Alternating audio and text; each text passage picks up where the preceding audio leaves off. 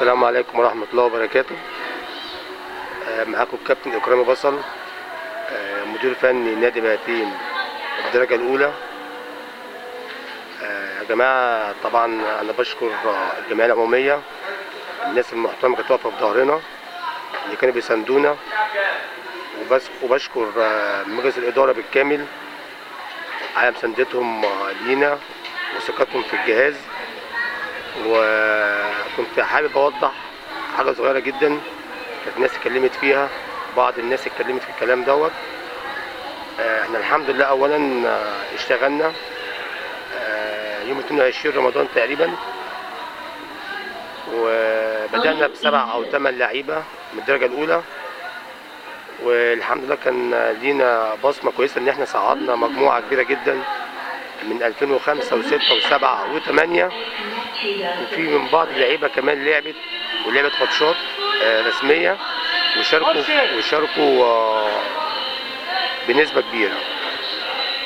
فده كان الحمد لله كان نجاح لينا ان احنا نصعد لعيبة من الناشئين. بقالنا فترة كبيرة جدا ما صعدناش حد من الناشئين، وكانت ناس بتتكلم من جوانا يعني من بعض اللعيبة ان احنا ازاي بنلاعب ناس صغيرين واحنا ما بنبدأش والكلام دوت. طبعا ده مش في الكورة، طبعا احنا كنا ناشئين وكلنا كنا صغيرين، مش هنفضل على طول صغيرين، هيجي علينا وقت هنكبر. زي ما انت كنت صغير وكنت ناشئ وربنا كرمك وتصعدت ولعبت. فدي كانت حاجه ظاهره ما كانتش عجباني يعني من الناس معانا في الفرقه في الفريق وكده. والحمد لله رب العالمين.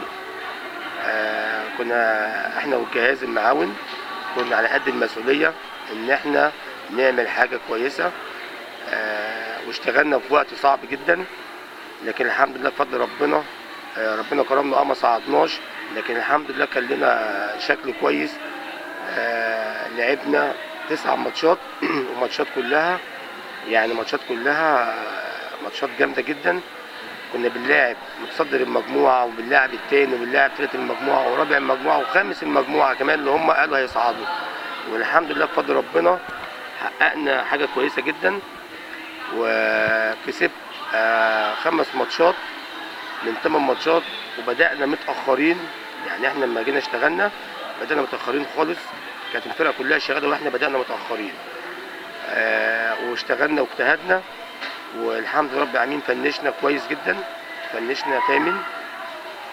ولو كان في وقت كمان وكان في مساحة والدنيا كانت شغالة كان يبقى لنا شكل أفضل من الكلام ده. ادي حاجة. 2، انا حابب بس اوضح حاجة صغيرة جدا. اي كلام يا جماعة بيتقال على اي جروب او على الفيس والكلام دوت ده برانا خالص. احنا الحمد لله جهاز محترم جدا ومجلس محترم وجمعية عمومية محترمة جدا. اي حد بيتكلم في اي حاجة مثل سمعتنا والكلام دوت طبعا ده ما بيحصلش، لان احنا الحمد لله رب العالمين جايين نشتغل عشان المكان وللمكان. ده بيتنا وده نادينا، ما ينفعش باي شكل وباي حاجه ان احنا ممكن نبيع النادي او احنا نبيع حاجه عشان شكلنا، مش هينفع.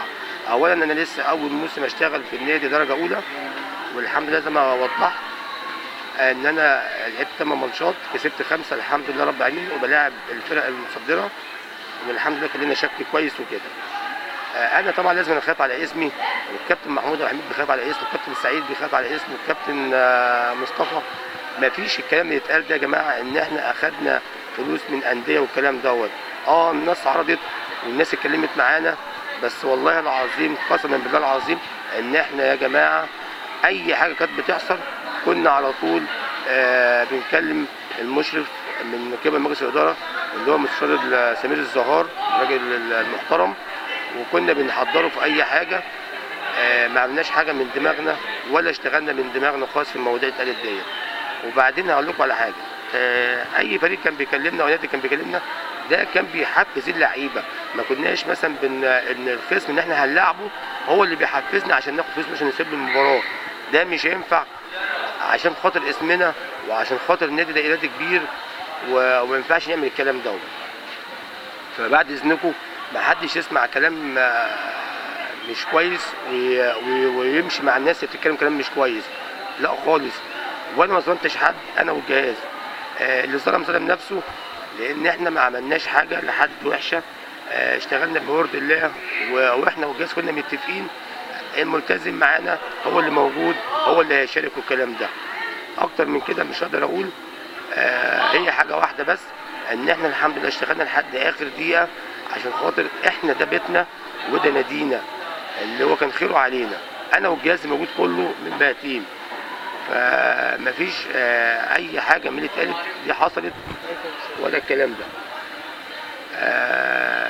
فانا بشكر تاني مجلس الاداره على ثقتهم في الجهاز، وبقول ربنا يوفق الموسم الجديد، سواء الجهاز موجود او مش موجود.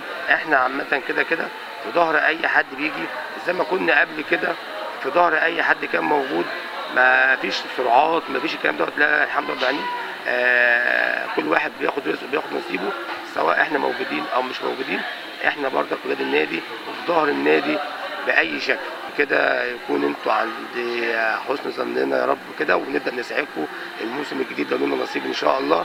وبقول لكم باذن الله باذن الله الموسم الجاي لو لنا نصيب هيبقى موسم صعود باذن الله، وربنا يوفق الجميع. شكرا.